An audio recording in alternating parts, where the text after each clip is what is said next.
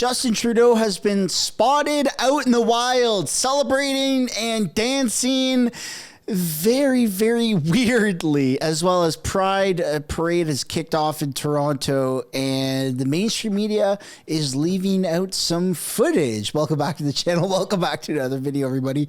Before we get into it, I want to encourage you guys to smash that like button and subscribe if you haven't already. It does really help grow the channel. Just a gentle reminder that this is indeed the extra channel, and I would really appreciate it if you guys showed this one the same love that you do all the others. Without further ado, let's get into it. So we're going to start off with Pride. So this is right from CTV. Pride, the whole like parade is underway, and there's some footage that I actually can't show you. It's all over X. I can't show it. The video will get demonetized. The channel will take a hit, but there are hundreds, if not thousands of people naked, like men, like older men naked with their everything, like wearing socks and shoes. That's it. Or just sandals, no socks. They're naked out in the streets, and it's weird. It's bizarre. I don't know why people are celebrating naked in the streets. It's, you know, there's actual beaches, like nude beaches that are off the beaten path, right, from town that you can go to if you want to be nude in public. But doing that inner city, it's just weird, man. It's just weird. And they try to advertise these things as family friendly. And yeah, no, I'm a father, and I wouldn't be bringing my kids anywhere near naked people out in public. That's absolutely disgusting. And if you try to be naked around my kids, yeah, we're going to have a problem. But let's take a look at this video here, because mainstream media happens to have left this footage out. Toronto's 43rd Pride Festival weekend kicked off with the Trans March on Friday, marking the start of 3 days of festivities that will culminate in the Pride Parade on Sunday. Let's bring in Sherwin Modeste, Executive Director of Pride Toronto. Sherwin, welcome. How is the city preparing for Pride this year? First of all, happy Pride to you and to the rest of folks that are listening. It has been amazing. We started yesterday with our trans rally that saw over 30,000 individuals on the streets of Toronto celebrating trans excellence. And today we're going to be celebrating Dyke excellence. And on Sunday, we're going to be celebrating the 2S LGBTQ community on a whole. And we're excited. We have been waiting for this for a long time. Sounds very... So in the background, over the shoulder, you can actually see, as he was talking, there was some parents walking with their children. And I don't know if it's a strategy to have the camera angle pointed up so it makes it more difficult, but these things are labeled and advertised as family friendly. Now, maybe there's certain pockets of it that are family friendly and certain pockets that aren't, but if you're just walking around downtown enjoying time with your family, with your young kids, and you come across a block of inner city where there's a bunch of naked people, that's absolutely disgusting. Nobody has like a problem with people who want to be gay, like, or not who want to be gay, but people who are gay, right? Be gay, that's fine. But why be naked in public? Why do that? Why are you going to try and traumatize children? It's bizarre. Like the fact that the mainstream media isn't even talking about that. This footage is all over X. I would absolutely, not that I would love to show you, but I wish that I could. I wish that I had the capabilities of blurring things out, but I don't. But it's out there on X, and I don't necessarily encourage you to go and look for it, but I just want to know your opinion. You know, what do you think about naked people downtown Toronto to celebrate Pride? Are you in support of that, or do you think that that's a problem? So you have an overwhelming amount of police that are at Pacific Mall that are, you know, protecting Justin Trudeau, protecting Trudeau from people that are videotaping him and maybe want to ask him some questions. Again, I don't think this has ever turned into anything violent or had the potential to be anything violent. And I get it from a security standpoint. You have to take precautions before anything happens. But again, we're living in a police state now. It just seems bizarre. And I, for one, don't really like it. But Trudeau, like, he just broke out into song and dance during this.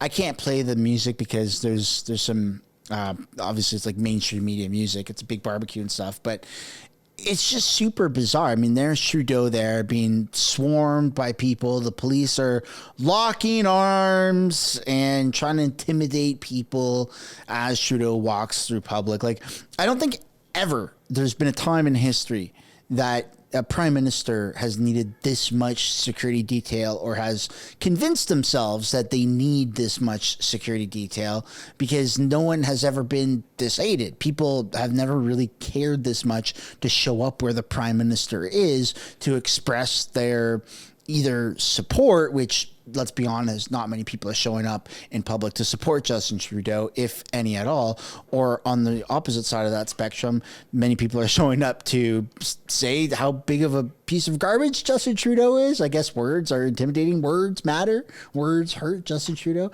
with his juice box, water bottle type of brain. But let's take a look at the actual footage of Justin Trudeau dancing. This is so bizarre. This is in Markham. There he goes. Which is weird because everyone is calling for his resignation. You have mainstream media calling for his resignation. You have members of his own Liberal Party that are calling for his resignation. Yet here we go. He's dancing like a lunatic. I mean, that's like, look, I'm not that good on my feet, right? I'm not that good of a dancer.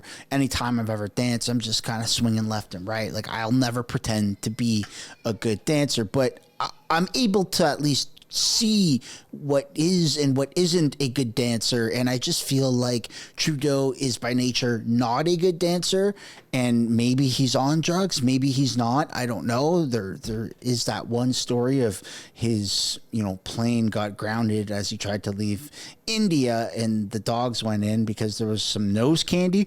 I'm not too sure, but nonetheless, this doesn't seem like good moves. It's like someone watched Grease Lightning and thinks that they can replicate it, and that's the result. But let me know what you guys think about Justin Trudeau's freaking dance moves. Kind of funny. And then we also have, again, mainstream media here saying Nanos on the numbers. Which party is leading in support? And we know it's not Justin Trudeau. They've been very critical of Justin Trudeau. So why is Trudeau dancing? If you are losing an election race, if you are tanking in the polls, why would you want to be seen out in public celebrating like that? Is that going to win the voters over? Oh my goodness. Justin Trudeau was tanking, but now that I've seen him dance like that, I feel like I can really connect to him. And so he's got my vote, said nobody ever. I don't know. Very weird narcissism, but let's take a look at this video. And joining me now is Nick Nanos, founder and chief data scientist at Nanos Research. Nick, thank you as always, sir, for joining us. Good to see you, Roger. All right, let's look at some of the numbers, talking about what the Prime Minister, the pressure he's facing right now. Let's compare some numbers from the last election in 2021 and the gains made by the PC since then. Surprising? Well, it really puts everything into clarity, Roger. Looking at the numbers compared to the last election, the Conservatives are at 41%. They're up a full 8 percentage points since the last federal election in 2021.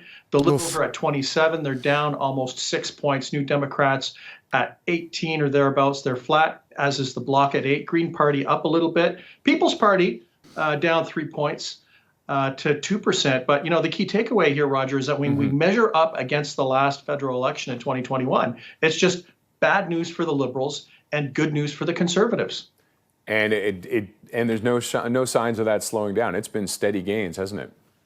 Absolutely. And, this by-election in Toronto, St. Paul's, ay, ay, ay, ay, ay. Like, I don't think that's the Mexican song you're singing. Yeah, exactly. And, for all of our Mexican viewers, thumbs up. But, the reality is that, the Liberals were, in the last election, won this by. If a conservative person said that, like if Pierre made that comment, I believe that everyone would be saying that, hey, that's a racist comment. Saying, ay, ay, ay, ay, ay, wow, that's not the Mexican song. Such a weird double standard. Like, I don't think that there's anything inherently wrong with what was said, but if I did, I would be going, that's a racist remark. But who cares? Just pointing out the hypocrisy. By 24 points, they ended up losing it by a couple points. And this, I think what's shocked the Liberals is that there was a full court press. Major cabinet ministers went in. There were volunteers. There was money. They threw everything into this by-election in order to hold on to the riding. And the Conservatives managed to pull out a squeaker. And I mean, the Conservative candidate there didn't even give an interview during the entire campaign.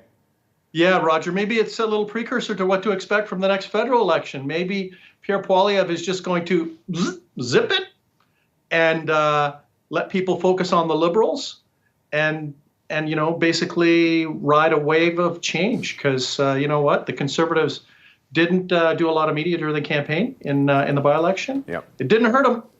No, not at all. For the first time in almost Canadian history, we're at a crossroads where the person who's going for re-election, right? Justin Trudeau, the current governing body, the prime minister, people are so angry with him that very few people are actually voting for him.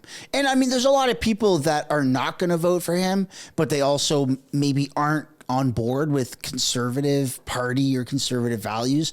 And like, that's who we're trying to win over, right? But there's so much hatred for Justin Trudeau that not only are they voting for Pierre Poilievre, but they're also taking the approach, there is the avenue of they're voting against Trudeau. Like, that's a real thing. And that's what you just saw with the by-election. And so people who may not be that into politics just hate Justin Trudeau, just hate the Liberal government because they came across a Mr. Sunshine Baby video. Maybe they've seen all these F Trudeau protests, whatever it is, right? And so when they go to vote, maybe they're not watching frequent flyers of this channel or YouTube content or mainstream media content, right? Like, this actually exists in the thousands, potentially in the hundreds of thousands, and it might even be in the millions of people. And those people are not going to vote for Pierre because they support Pierre.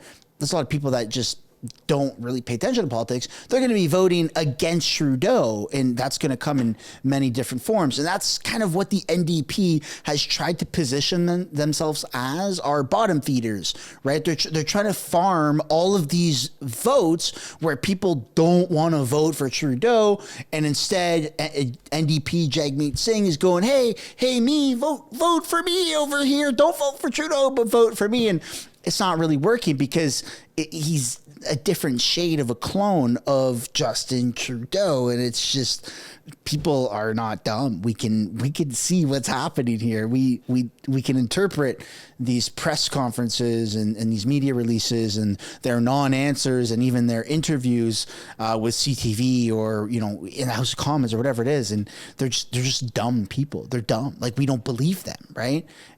We're not dumb. They are dumb. We're normal human beings, and we deserve normal people that have common sense to be in power, that can answer a simple question, that can have policies that are in the best interest of the country, not of their own pockets. And Jagmeet is the best example of what should not be a leader. He's literally after his pension. That's not me saying it. That's not another YouTuber saying it. That is mainstream media doing the breakdown and going, yep, we've concluded that Jagmeet Singh is after his own pension. So lots of moving parts right now. And this is going to be a very interesting summer because I believe, and I've said this over on Mr. Sunshine Baby channel as well, there's going to probably be some cabinet shuffling. And if you haven't seen the video over on the main channel about Crystia Freeland being replaced, I highly recommend you go see that. I'll do my best to link it down below in the description and the pinned comment below. Ladies and gentlemen, that's where we're going to end this video.